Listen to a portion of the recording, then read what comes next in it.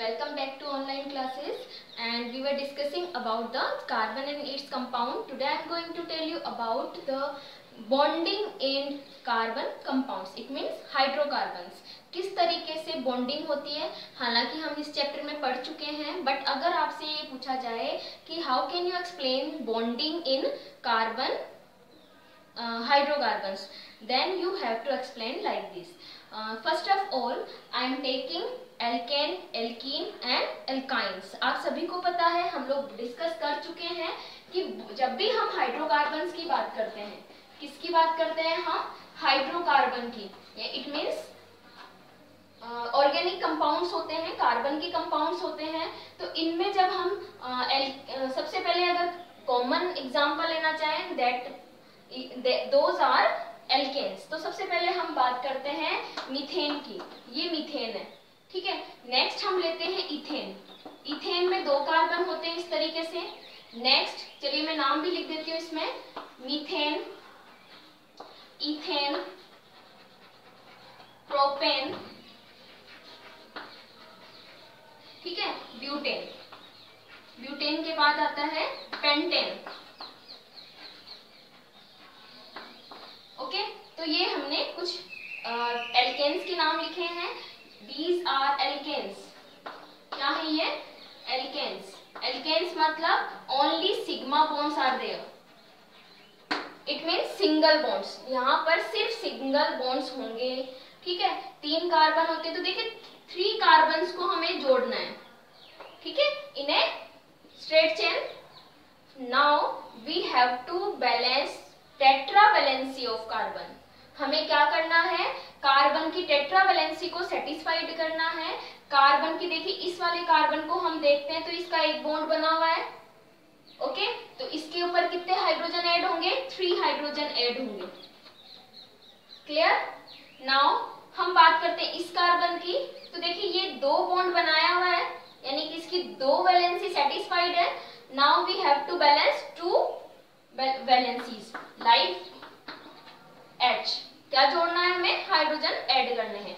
इसी तरीके से इस कार्बन की जब हम बात करेंगे तो इसके ऊपर भी 3 हाइड्रोजन्स ऐड होंगे, क्योंकि यहाँ पर भी सिर्फ एक ही बॉन्ड बनाया हुआ है. तो इस तरीके से क्या बनती है? बॉन्डिंग होती है कार्बन और हाइड्रोजन के बीच में. बस हमें सिर्फ ध्यान क्या रखना है? कार्बन की टेट्रावैलेंसी को. किसको ध्यान में रखना है? कार्बन की टेट्रावैलेंसी को. जैसे हम पेंटेन, ब्यूटेन की बात करते हैं, तो देखिए इस तरीके से हम ब्यूटेन के 4 कार्बन हमने स्ट्रेट चेन में लिख लिए. इस कार्बन पे 3 हाइड्रोजन ऐड होंगे. कितने हाइड्रोजन ऐड होंगे इसके ऊपर? 3 हाइड्रोजन ऐड होंगे, क्योंकि कार्बन के हमें 4 वैलेंसी को सेटिस्फाइड करना है. यहाँ पर कितनी होंगे? 2 हाइड्रोजन होंगे. देखिए 4 बॉन्ड बन गए कार्बन के.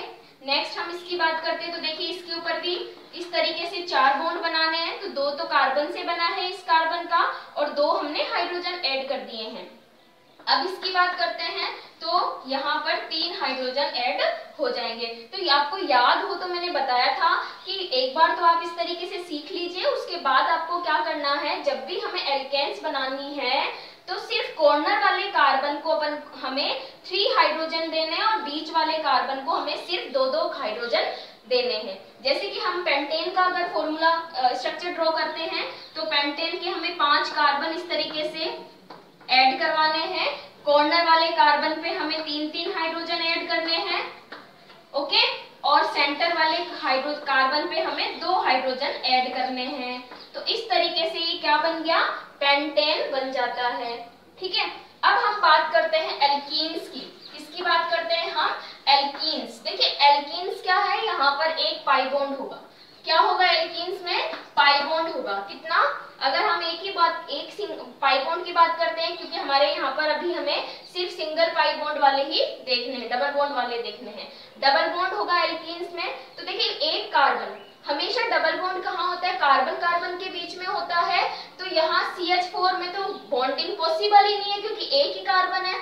फिर हम बात करते हैं इनकी, यानी कि इथेन की. तो इथेन में क्या होता है? देखो 2 कार्बन है, एक तो बॉन्ड बनाएंगे ही, और एक पाई बॉन्ड और बना लेते हैं. हम क्या बना लेते हैं? एक पाई बॉन्ड और बना लेते हैं. अब ये जो पाई बॉन्ड बना है, ओके, इस पाई बॉन्ड से क्या हुआ है? डबल बॉन्ड बन गया। अब इस कार्बन और इस कार्बन की दो दो वैलेंसी सेटिस्फाइड हो गई। इस इसका मतलब हमें सिर्फ 2 हाइड्रोजन ही ऐड करने होंगे। तो इस तरीके से क्या बन गया, इथीन। क्या बन गई, इथीन। अब देखिए हमें इसकी बॉन्डिंग सीखनी है। तो होता क्या है, देखिए कार्बन, हमने 2 कार्बन बनाए, इस कार्बन के पास में 4 इलेक्ट्रॉन होते हैं आउटर मोस्ट शेल में, तो मैंने यहाँ पर 4 इलेक्ट्रॉन्स आउटर मोस्ट शेल वाले यहाँ पे ड्रॉ कर लिए।